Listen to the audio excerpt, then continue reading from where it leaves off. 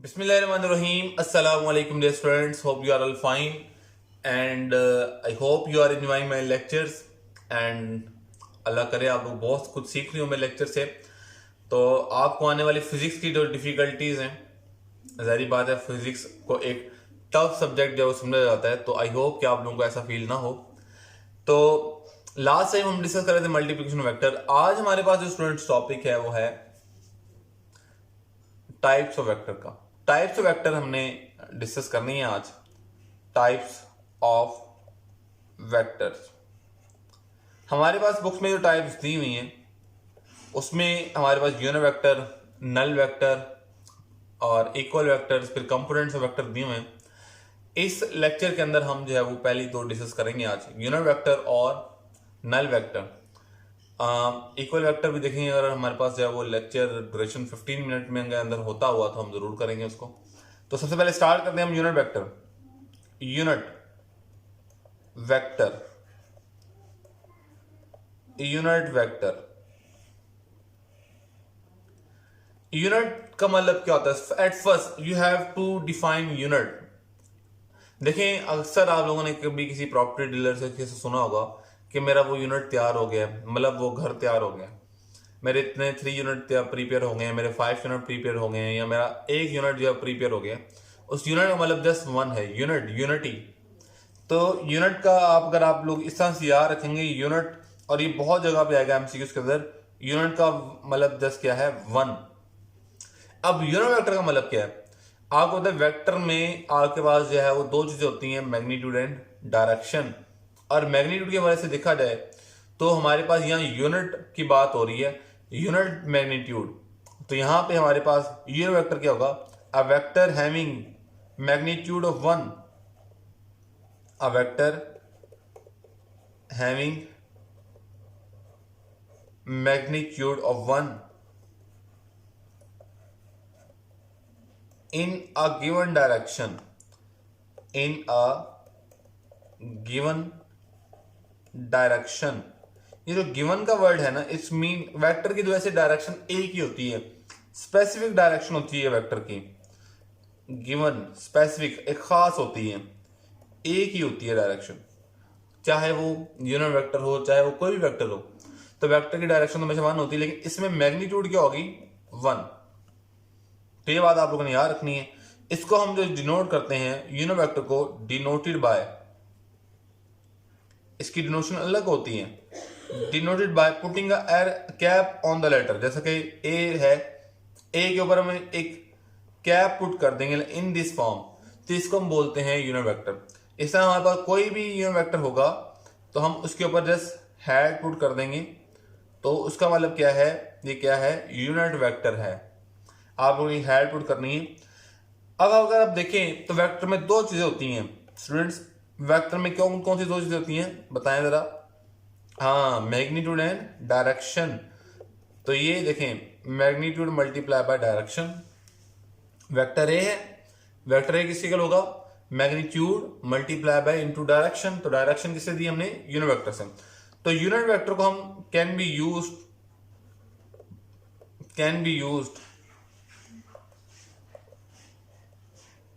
for direction for any vector, quantity। हम unit vector को किसी भी वेक्टर क्वांटिटी की डायरेक्शन के लिए यूज कर सकते हैं, और हमने इसको किया है। हमारे पास जो फर्स्ट ईयर में टॉपिक्स हैं वहां पे किया है, सेकेंड ईयर में है वहां पे हमने किया है। यूनिट वेक्टर का कंसेप्ट बहुत डीपली आता है। और यहां से अगर हम निकालें यूनिट वेक्टर की वैल्यू निकालें, देखें यहाँ पे ए वाला ए क्या हो रहा है? मल्टीप्लाई, उधर जाए क्या होगा? डिवाइड। तो ए यूनिट वेक्टर आपके पास आ जाएगा, a unit vector is equal to vector by its magnitude. तो ये यूनिट वेक्टर का फॉर्मूला है। इसको निकालने का हम कुछ न्यूमेरिकल्स करेंगे, जैसा हमारे पास 2.3 न्यूमेरिकल आ रहा है कि find the unit vector of the vector A 4i + 3j, वो हम करेंगे। तो यहां से यूनिट वेक्टर की मैग्नीट्यूड आ गई। ज़ाहिर बात है वेक्टर हमारे पास गिवन होगा।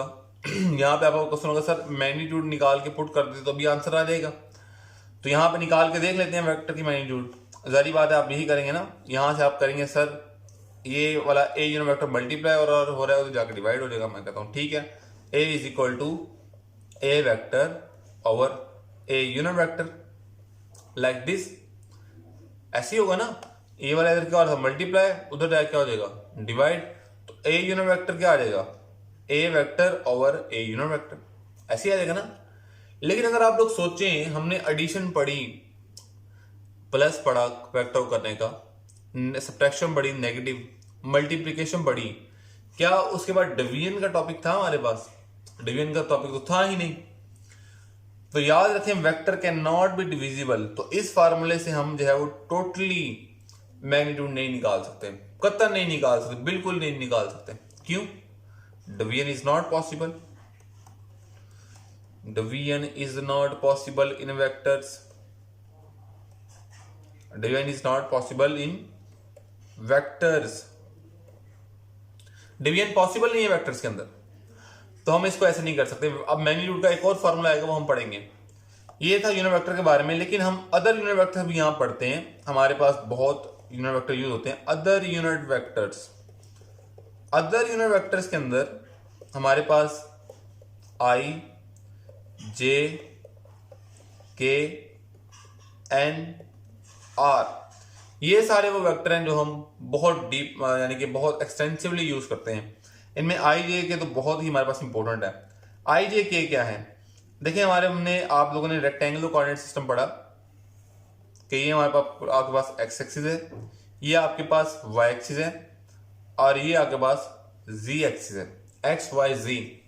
अगर आपके पास जो है वो कोई भी ऑब्जेक्ट एक्स एक्सिस में जा रहा है तो एक्स एक्सिस के लोग जो डायरेक्शन होगी वो हम देंगे आई यूनिट वेक्टर से, और जो वाई के लोग जा रहा होगा उसकी हम डायरेक्शन देंगे जे यूनिट वेक्टर से, और कोई इस तरफ जा रहा हुआ तो हम जेड एक्सिस के लोग तो उसकी डायरेक्शन हम देंगे के यूनिट वेक्टर से।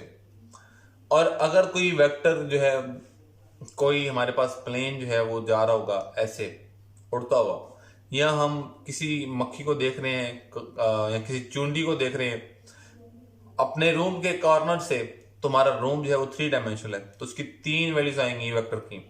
याद रखें आई जे के, अगर यहाँ पे कोई पॉइंट है ए बी सी, तो ये इसका वेक्टर है। अब इस वेक्टर की ए में वैल्यू होगी वाई, ए का वैल्यू जो है एक्स में है, बी की वैल्यू किसमें है वाई में, और सी वैल्यू किसमें है जी में। अब यहाँ हम तीनों ही यूनिट वेक्टर को कंसीडर करेंगे और एक्स के लॉन्ग डायरेक्शन देंगे आई से, वाई के लॉन्ग देंगे जे से, के जेड के लॉन्ग देंगे के से। तो ये हम लेटर ऑन भी डिस्कस करेंगे पोजीशन वेक्टर के अंदर, तो हम ये बेहतर है कि वहीं पे जाकर डिस्कस करें। उसके बाद है आर यूनिट वेक्टर, ये पोजीशन वेक्टर के यूनिट वेक्टर है। इस तरह एक है N unit vector, normal unit vector, normal unit vector. Normal का मतलब होता है परपेंडिकुलर, नॉर्मल का मतलब क्या होता है परपेंडिकुलर, परपेंडिकुलर। ये मोस्टली हमारे पास एरिया की डायरेक्शन देने के लिए यूज होता है, एरिया द वेक्टर क्वांटिटी, और एरिया हमेशा सरफेस के परपेंडिकुलर होता है, ये बात आप याद रखेंगे। ये अगर हमारे पास एक सरफेस है तो इसका एरिया जो है, इसका एरिया इस डायरेक्शन में आएगा, ये इसका एरिया है, और इसका यूनिट वेक्टर जो है हम किससे रिप्रेजेंट करेंगे एन नॉर्मल यूनिट वेक्टर से। तो स्टूडेंट ये आप लोग बातें याद रखेंगे अबाउट यूनिट वेक्टर। उसके बाद हमारे पास है नल वेक्टर। नल वेक्टर, नल का मतलब क्या होता है खाली। अब एक ऐसा वेक्टर जिसका मैग्नीट्यूड 0 है, एक ऐसा वेक्टर जिसका मैग्नीट्यूड कितना है 0, हैविंग 0 मैग्नीट्यूड, या आप बुक में देख सकते हैं इसके definition properly. Null vector the vector having 0 magnitude, 0 magnitude but and arbit sorry but नहीं एंड आएगा, एंड आर्बिट्रेरी डायरेक्शन। आर्बिट्रेरी का मतलब क्या, कोई भी हो सकती है डायरेक्शन, कोई भी आर्बिट्रेरी डायरेक्शन। अब इसका मतलब क्या, जब नहीं है तो नहीं है, बात खत्म, उसको नल वेक्टर बोलने की क्या जरूरत है। तो इसको मैं समझाने के लिए बच्चों को बोलता हूं। देखिए आप लोग डेली मसला कॉलेज आते हैं और आपका रूम जो है उसकी सेटिंग वाइट बोर्ड लगा हुआ है जनाब, चेयर्स पड़ी हुई हैं, उसको आप क्या बोलेंगे? क्लासरूम बोलेंगे ना। अभी कोई स्टूडेंट तो नहीं है ना। अगर वहां पे 60 स्टूडेंट बैठते हैं तो अभी भी वो क्लासरूम ही है ना। अगर 60 छुट्टी के बाद 60 बजे चले जाएं, उसका मैग्नीट्यूड क्लास की स्ट्रेंथ कितनी होगी? 0। लेकिन वो रूम तो अभी भी क्लासरूम है ना, उसकी पहचान अभी भी उसके पास है। तो हमारे पास इसी तरह से दो वेक्टर आपस में एक दूसरे को कैंसिल करते हैं। मतलब एक यहाँ पे बॉक्स पड़ा हुआ था, इसको 5 न्यूटन फोर्स लग रही थी इधर और 5 न्यूटन फोर्स लग रही थी इधर, तो हमारे पास इसके ऊपर टोटल फोर्स कितनी लगेगी? F net total. अगर ये F1 है, ये F2 है, तो दोनों का जब हम सम करेंगे F1 प्लस F2, अब F1 क्या लेंगे? +5, F1 क्या लेंगे? -5, तो दोनों का आंसर क्या आ गया? 0। अब F नेट को अगर हम 0 इस तरह से लिखें तो हमें क्या पता ये फोर्सेस का आंसर है, हमें क्या पता ये वेक्टर्स का आंसर है कि मैग्नीट्यूड का आंसर है? तो है तो वेक्टर का आंसर, क्योंकि कैंसिल क्यों है? क्योंकि इन दोनों की डायरेक्शन चेंज थी, वेक्टर थे। अब वेक्टर आइडेंटिफिकेशन उसकी बताने के लिए हमें इसके ऊपर एक एरो हेड पुट करना पड़ेगा। तो ये नल वेक्टर है और बुक में हमारे पास जो है वो इसको जो है वो बोल्ड करके लिखा गया। अगर आप लोग देखें इसको आप बोल्ड करके भी लिख सकते हैं, ऐसे मोटा करके।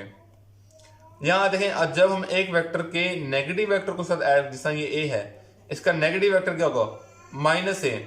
तो जब -a को हम ऐड करेंगे इसके साथ, तो a प्लस -a, जब भी किसी वेक्टर को उसके नेगेटिव वेक्टर साथ हम ऐड करते हैं तो उसका आंसर हमेशा क्या आता है? Null vector. आना तो वेक्टर है ना, पहचान तो देनी है उसको वेक्टर की भाई, तो वेक्टर है। तो इसलिए हमने नल वेक्टर का कॉन्सेप्ट इंट्रोड्यूस करवाया, लेकिन डायरेक्शन क्या होगी? आर्बिट्रेरी। उसके बाद हमारे पास है इक्वल वेक्टर्स। इक्वल वेक्टर्स आपको याद होगा, मैंने आपको एडिशन ऑफ वेक्टर्स में एक कॉन्सेप्ट दिया था पैरेलल वेक्टर और एंटी पैरेलल वेक्टर का। इक्वल वेक्टर का मतलब क्या है? ऐसे वेक्टर जिनकी मैग्नीट्यूड भी सेम हो और डायरेक्शन भी सेम हो।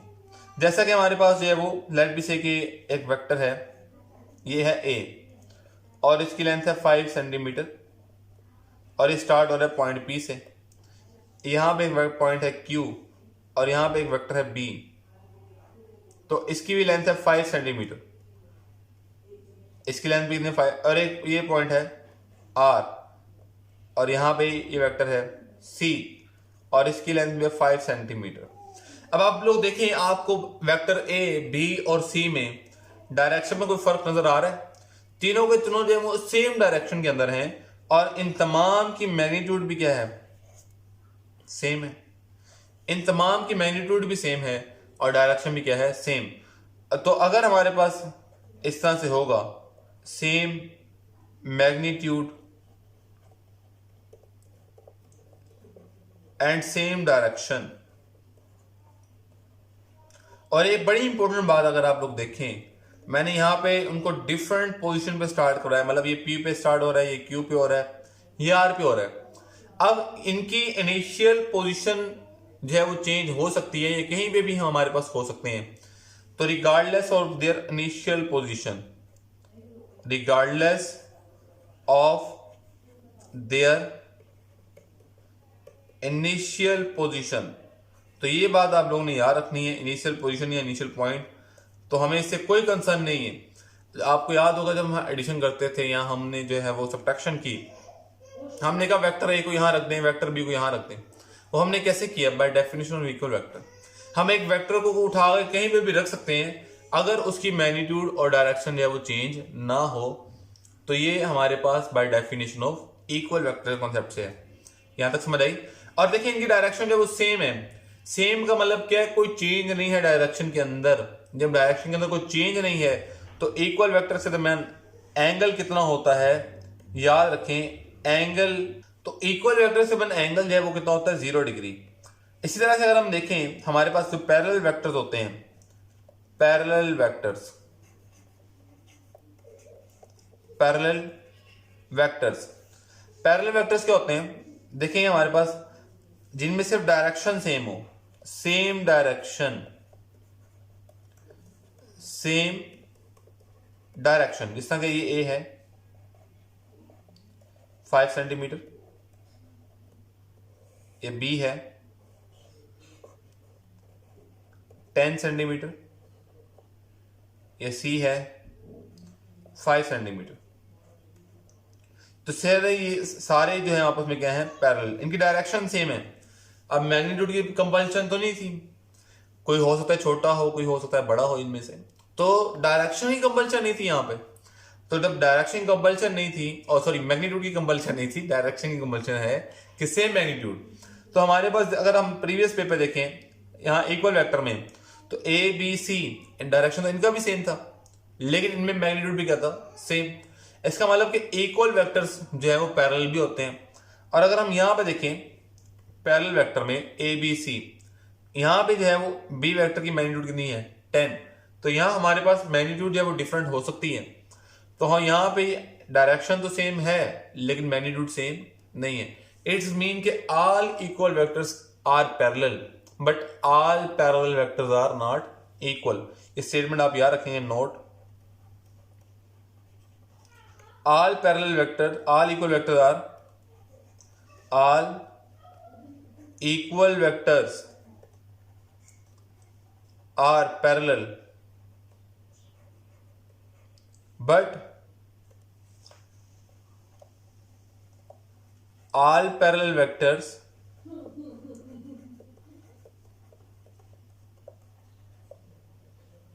are not equal।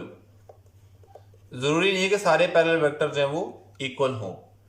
तो ये बात आप याद रखें। और जाहिर बात है इनके दरम्यान भी एंगल कितना होगा, सेम डायरेक्शन है तो थीटा कितना होगा 0 डिग्री। उसके बाद हमारे पास बनते हैं anti parallel vectors. Anti parallel, खैर हम ये पहले भी डिस्कस कर चुके थे एडिशन ऑफ वेक्टर के अंदर।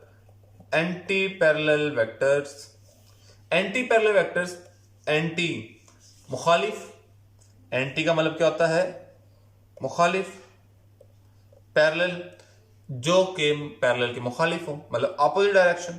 अब इसमें क्या होगी, ऑपोजिट डायरेक्शन। और ऑपोजिट डायरेक्शन में याद रखनी एक बात कि थीटा कितना होगा 180 डिग्री, 180 डिग्री होगा theta.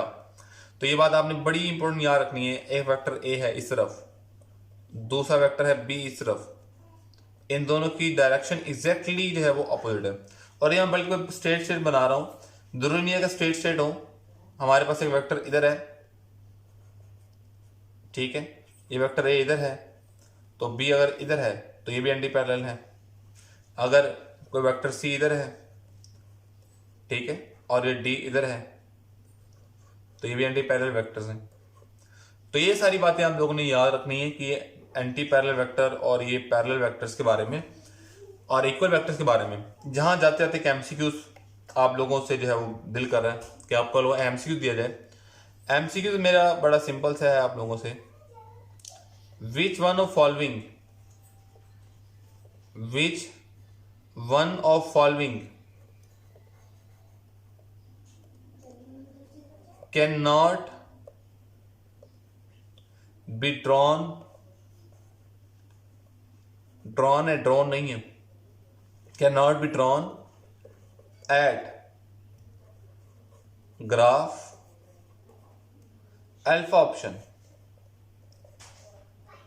Null vector, beta option, unit vector, Charlie option, anti parallel vector, anti parallel vector, delta option, all of these. तो ये हमारे पास है वो आप लोगों के पास ये ऑप्शन है, आप लोगों ने बताना है कौन सा ऑप्शन ठीक है students. So this is our lecture